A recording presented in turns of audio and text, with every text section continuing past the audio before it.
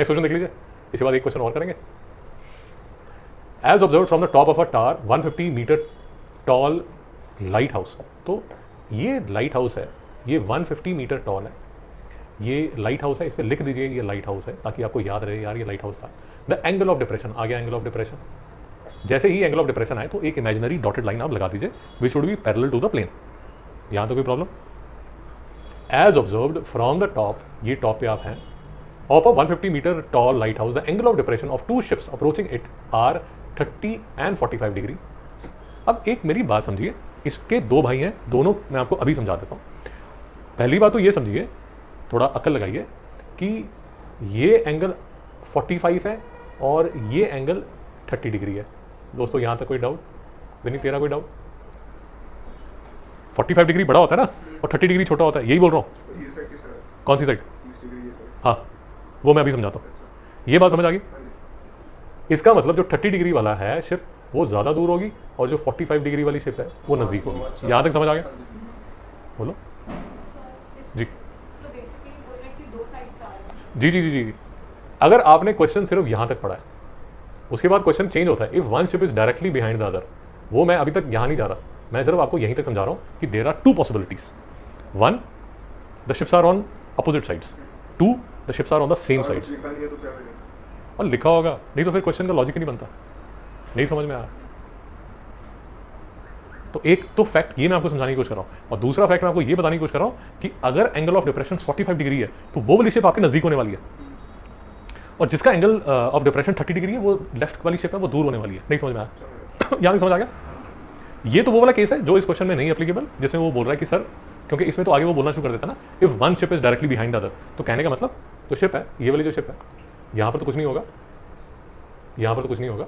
अब जो शिप है वो है ये, तो ये वाला जो एंगल है ये कितना होगा? 30 डिग्री। दोस्तों यहाँ तक समझ आया? अच्छी बात है। नहीं समझ आया तो मेरे से पूछिए, तभी आगे बढ़ूंगा। यहाँ तक शांति? प्लीज़ फिगर ऐसे ही बनाइए, उल्टे सीधे काम मत कीजिए। यहाँ तक शांति? यहाँ तक शांति?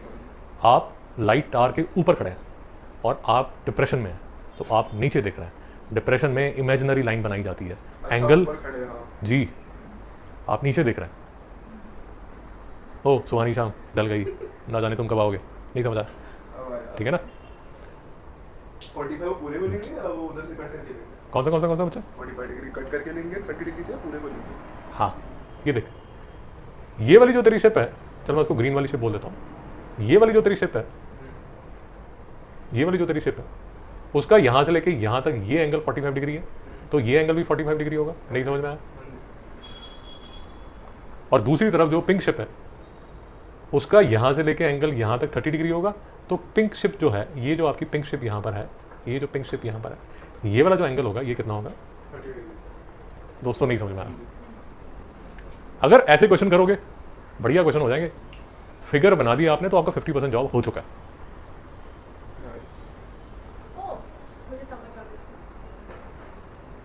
मित्रों कोई डाउट? जी बोलिए। ओ माता जी, ना ना ना ना, नहीं, आप सिर्फ इसी क्वेश्चन की बात कीजिए। वो 50 साल पहले एक मिला था मुझे क्वेश्चन, मैं उस टाइम जंगल में जा रही थी, पहाड़ था और बादल थे, वो सब फालतू की बात है। इस क्वेश्चन में कोई डाउट है तो बोलिए, पक्का तेरा, वो बाद में मैडम बात कीजिए, क्योंकि वही ये क्वेश्चन समझाने में ही वो जो डगर है वो टेढ़ी मेढ़ी है, तो आप नई चीज़ें मत कीजिए। इसमें आइडेंटिटी रखता है? नहीं, यहाँ तक शांति? कोई और डाउट पूछना चाहता है? आइडेंटिटी आपको सिर्फ इसलिए कराइए ताकि कल तक आप उसको याद कर लें। यहाँ तक शांति? अब एज एक्सपेक्टेड हमारे पास क्या क्या डेटा है वो डेटा देख लीजिए। तो पहले तो आपको फोटो बनानी पड़ेगी। कैसी? ये जो है ये 150 मीटर होगा। दोस्तों कोई डाउट? ये 45 डिग्री हो गया। शाबाश, जैसे ही वो 45 हुआ द पार्टी स्टार्ट्स नाउ। क्यों? परपेंडिकुलर और बेस सेम होगा, बट किसका? पहले तो नाम लिख लीजिए इसका, A B C D। तो अगर ये एक 150 है तो BC जो है वो 150 है। विनीत तेरा डाउट है तो बोल। नहीं। पक्का? समझ आ गया? अब देख वो क्या बोल रहा है। अच्छा, ये तो हमने अकाउंट कर दिया, तो हम यहाँ तक पहुँच गए। उसके बाद वो क्या कह रहा है? Find the distance between the to ships. तो बेसिकली ये जो डिस्टेंस है इसको दिया जाएगा x। दोस्तों नहीं समझ में आया? स्टेप बाय स्टेप करोगे, चीज़ें चलती रहेंगी। रायता फैलाओगे, हीरोगिरी करोगे, स्वैग मारोगे, ओ भाई फिर आपकी इच्छा। और सरकार ने तो बोल दिया ना कि हेलमेट डाल लो। अब नहीं डालोगे तो यार आपकी इच्छा। सरकार ने स्पीड लिमिट भी डाल दी, 60 की स्पीड लिमिट है सर, ये सेफ ड्राइविंग स्पीड है। अब आप बोलोगे नहीं मोदी जी ने कुछ किया नहीं, तो फिर आप मोदी जी आपके घर पे आके आपको हेलमेट थोड़ी डलवाएंगे, नहीं समझ में आया? यहाँ तक शांति? पक्का? कोई डाउट? जी भवेश बोलिए। पक्का? अब आपको एक्स निकालना है, और समझदार बच्चे हो आप। जी जी जी, शाबाश शाबाश शाबाश शाबाश। tan 30 degree is equal to, अरे 2 मिनट, tan 30 डिग्री किस कौन सा ट्राइंगल ले रहा हूँ? ये बड़ा वाला ट्राइंगल ले रहा हूँ, ये बड़ा वाला ट्राइंगल। तो tan 30 degree is equal to perpendicular. Perpendicular क्या है? 150 150, और बेस क्या है? 150 प्लस एक्स। तुझे कुछ समझ नहीं आ रहा विनीत? बिल्कुल नहीं। अच्छा 150 की बात पूछ लेना ऊपर। जी tan 30 समझ आ गया? हाँ जी।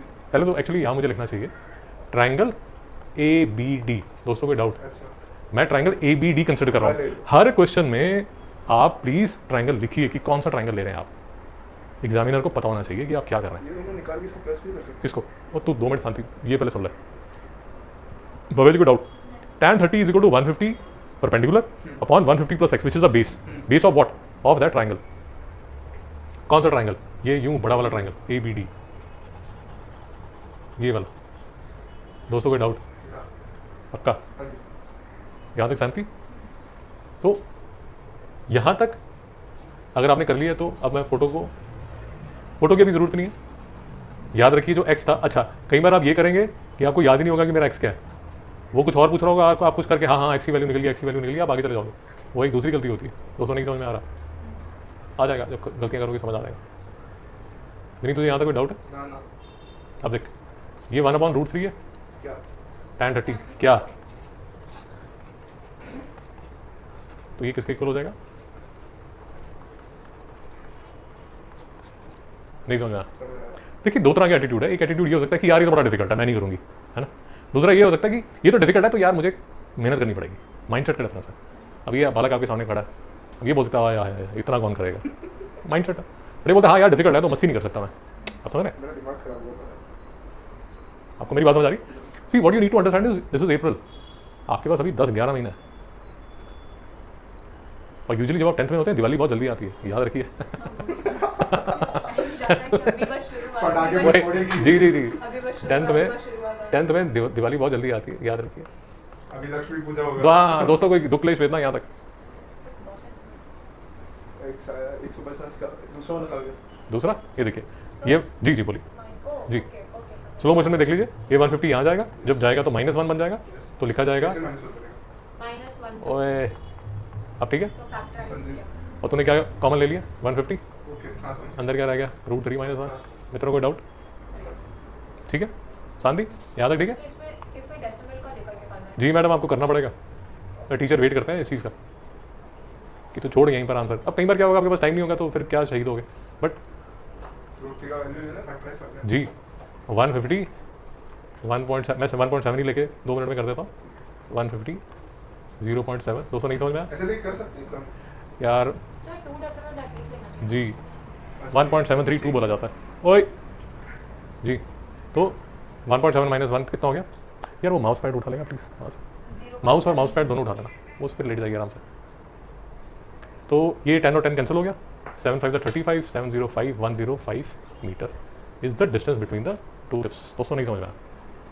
उसको मल्टीप्लाई जी उसको मल्टीप्लाई कर दिया 1.7 लेके, नहीं समझ में आया? जी जी वो आप करते रहेगी। उसको रैशनलाइज नहीं करना। किसको ज़बरदस्ती करेगा? क्यों करेगा?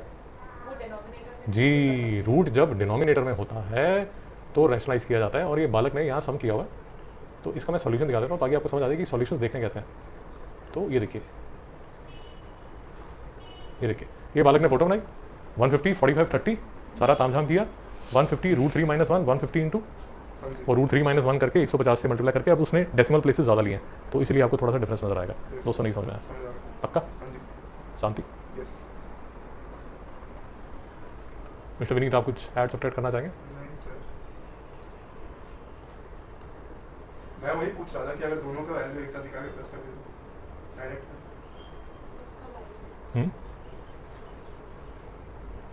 तो मित्रों ये देखिए 64 to 72, 64 to 72 ये क्वेश्चंस, और यहाँ से 52 to 63 ये सारे क्वेश्चंस के सॉल्यूशंस ये पीडीएफ में आपको मिल जाएंगे। ये बालक ने 21 पेज की पीडीएफ बनाई हुई है, आप इसको देखते रहिए और करते रहिए। इसमें मैं आपको एक दो चीज़ें बता देता हूँ। देखिए, ये जब क्वेश्चन करेंगे, ये वाला टेढ़ा क्वेश्चन है, इसको हाथ में लगाइए, 57 वाले को हाथ में लगाइए। बाकी जो है वो मैनेजेबल है, बाकी में प्रॉब्लम नहीं आएगी। कोई प्रॉब्लम? हाँ